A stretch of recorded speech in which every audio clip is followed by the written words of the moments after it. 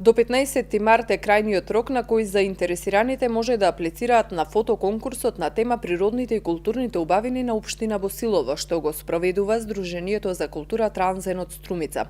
Проектот е дел од одбележувањето на 2018-та како Европска година на културното наследство.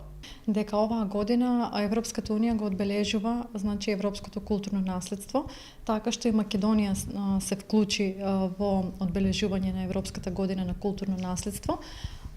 Така што Сдруженијето преку Европската делегација во Скопје доби, имаше објавен повик кој што за промоција на Европската година на културно наследство. Ние се пријавивме и го добивме овој мал грант.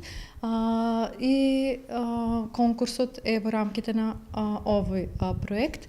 Значи се работи за одбележувањето на културното и природно културно наследство на општина Босилово. Конкурсот е конкретно за фотографија кој што ќе биде кој што ќе го промовира, ајде да кажам, културното и природното наследство на општина Босилово. Наградниот фонд за најдобрите фотографии изнесува 18.000 денари за прва награда, 12.000 денари за втора и 6.000 денари за трета награда.